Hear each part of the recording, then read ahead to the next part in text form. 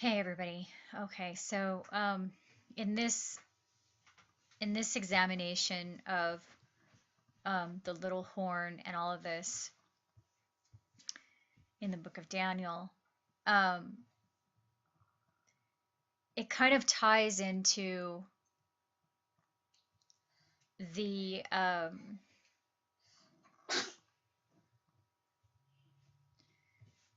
the hair that are the three sections that the hair split into. So in Ezekiel 5 it says, okay, divide the hair, burn with fire a third part in the midst of the city. Take the other third part and smite about it with a knife, in other words, a war, and the other third part scatter into the wind, and then draw out a sword after them. So we know that this third part right here in blue that is scattered into the wind, we know that is the multitude of all tribes and nations that is taken to a safe place at the beginning of the final 3.5 year period. And the war starts after they are taken. So that's why it says, I will draw out a sword after them. So the war starts right after they're taken and lasts for 3.5 years. So for the other two groups, because we've seen this all throughout the text, there are three groups that the hair is divided into. And the hair, by the way, is Jerusalem on one level. Okay, the hair is Jerusalem, and Jerusalem descends out of heaven at the end. Holy Jerusalem right here, Revelation 21, descends out of heaven at the end. That's the bride. So we know the bride comes out of heaven at the end. We know the bride goes up at the beginning of the 3.5 years, stays 1260 days or 3.5 years, then comes back to earth at the end. That's Holy Jerusalem. So that Holy Jerusalem, which by the way is gathered together with those on the earth, the two witnesses that are left on the earth, they're all gathered together at the end. That's Jerusalem. So there's three groups. The bride right here in blue leaves, and then you have the group that is burned with the fire. That means they go through the nuclear war. And then the other part, it says smite about it with a knife. So again, that's the war. And then it tells us down here in verse 12, a third part of thee shall die with the pestilence and with famine, and the other third part shall fall by the sword. So back here when we were talking about the third section of the earth in the last video, the third section of the earth, it says, by these three was the third part of men killed. So this third section right here, we don't know whether it's this right here or whether it's this section right here. But this third section of the earth that is darkened by the asteroid strike, and the sun and the air and everything is darkened,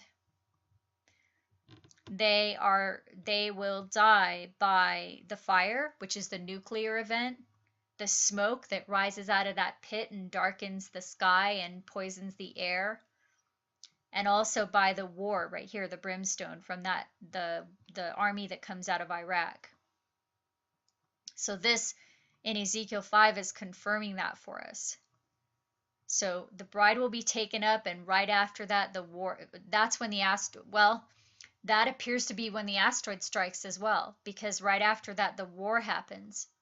It all seems to tie in. What I think is a little confusing for some people is the layering effect, because we have a 1260 year period that's ending in 2014.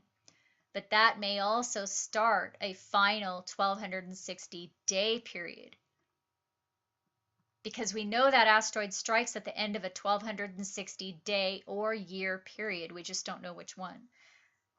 So the reason I'm on here warning people about this is that to me, 2014 is a huge watch year for this asteroid strike.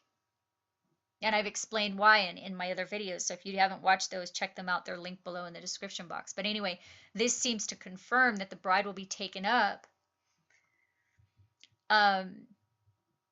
at the same time. And then right after that will be the war. And so those other two groups that are left on the earth, some of them will die by the famine. It says right here, some of them will die by that pestilence, that nuclear pestilence and the famine. Because if the sky is darkened and the sun doesn't shine, and that seems to parallel also with the 3 days of darkness, because we know days can also be years. So we might be talking about 3 years of darkness here. If that happened, then there would definitely be a famine, because all the plants would die without sunlight, and then the animals would die, and then there would be a huge famine. So the third part will die by the famine and the pestilence, and the other third will die by that war that's coming. Okay. So this is the hair. Well, the important thing about that is the hair seems to be a reference to DNA, but because, well, let me just go down here to Matthew. Where did I put that?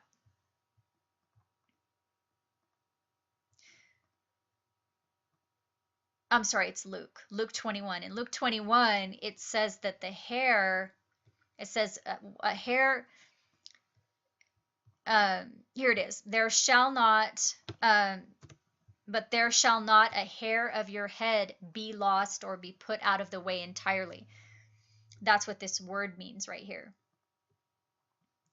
So that seems to imply, because we know they die. We know some of them die. It tells us that right here. A third part of these shall die with the pestilence. So in Luke 21, when it says there shall not a hair on your head perish, well, this word, it also means be lost or be put out of the way entirely. So even though you may die in that event, or even though they may die in that event, this third part, they will not be put out of the way entirely, which makes me think, well, maybe there's they're preserving the DNA somehow of these people. Just a thought. But the hair is referring to the sheep, because right here in Daniel it says that the Ancient of Days had hair like the head, like, I'm sorry, the Ancient of Days had hair like pure wool. And then we're told that when the Son of Man shall come in his glory, or the descendants of humans, by the way, is what this literally means. When the descendants of humans, it literally means that, will come in their glory, basically, he shall set the sheep on his right hand and the goats on his left. So there's this separation that's been going on. And that's, the sheep are the hair. So that's what that seems to reference right there. The 3 groups, the 3 groups of the sheep. And these are those that will not perish, meaning they will not be put out of the way entirely. Although we know some of them die, they will not be put out of the way entirely. Their DNA will be preserved somehow. So when they come back to the earth, I guess, I mean, they do come back to the earth, but how are they going to be preserved? I don't know. It has something to do with the DNA, or not. I don't really know how exactly that plays out, but if it tells us, I don't know where it tells us. It does seem to imply that it has something to do with the woman, because the woman, we're told, well, the woman is the multitude. We know that. But in Revelation 12, it says the woman gives birth to the child that will rule all nations with a rod of iron. So that seems to imply that they're preserving the DNA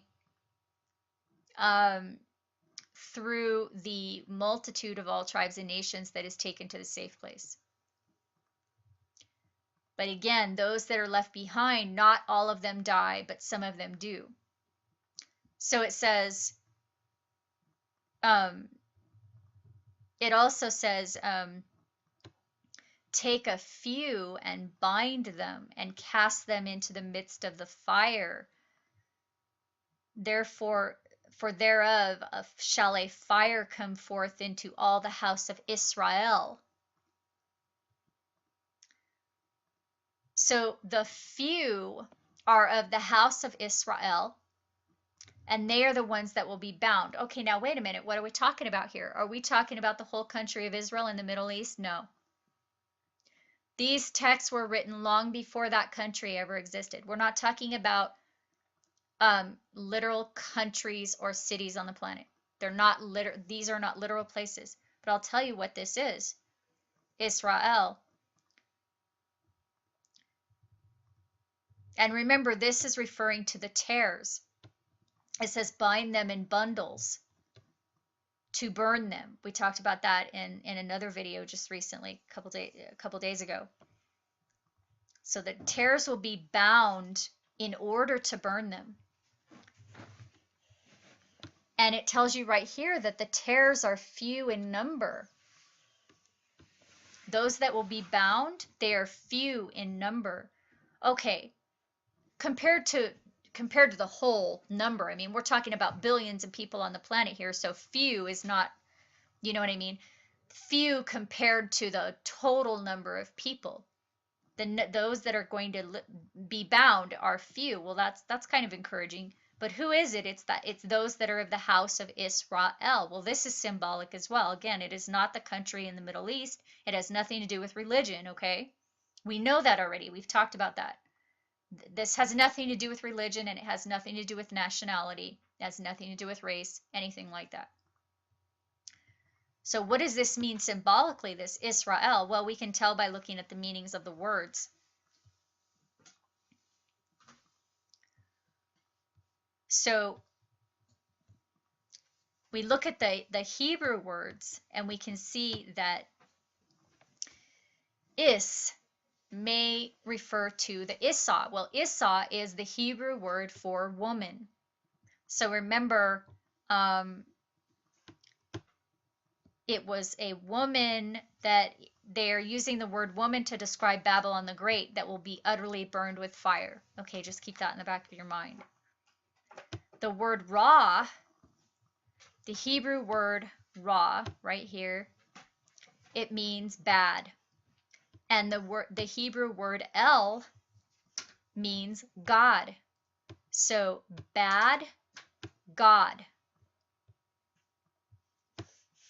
So Is could be Issa, the woman, meaning Babylon the Great, described in Revelation 18, described in Revelation 17 right here.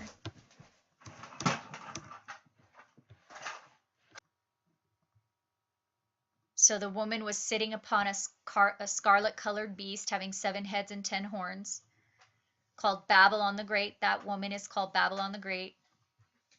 Babylon the Great, she shall be utterly burned with fire. And that is what will be destroyed by the asteroid. The great millstone will be cast into the sea. Thus, that's how Babylon will be thrown down. So we've gone over that in other videos as well. That's this area right here. That's the Abrahamic religions that are worshiping they're sitting on the beast and worshiping the beast.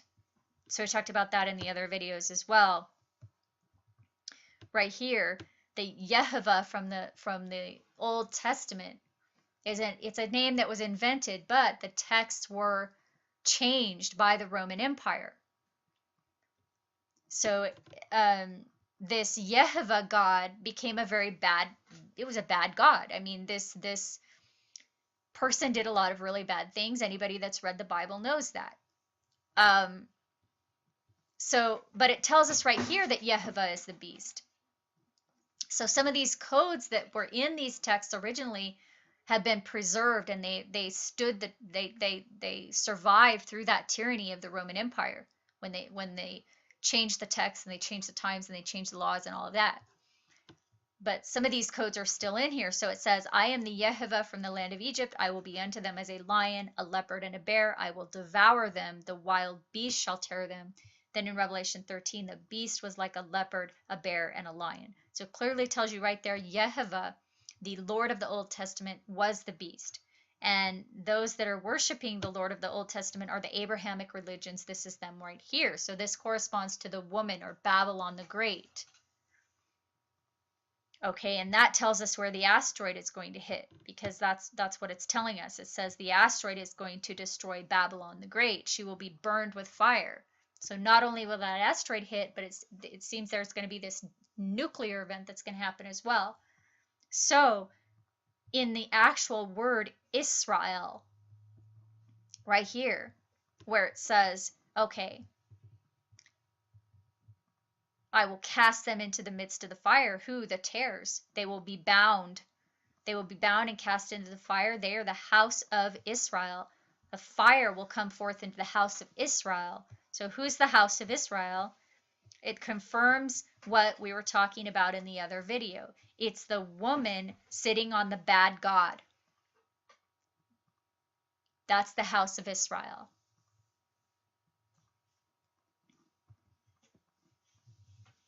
Babylon the Great sitting on the beast, Yehovah, the bad god.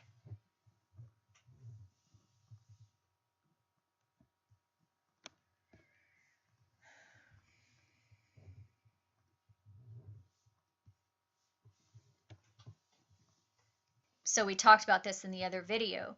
The tares that will be bound. Remember we were talking about that, and we were saying, okay, the tares are bound by those texts themselves, because the texts were changed by the Roman Empire. The Roman Empire made Yehovah God, but that was a bad god. That was the beast. But there are still some people, and this tells us it's few. There are still some people that were deceived by that beast. See, it says right here, there's few in number that are bound by that. But they are bound and they will be cast into the fire. And that is Israel. That is Babylon the Great sitting on the bad god.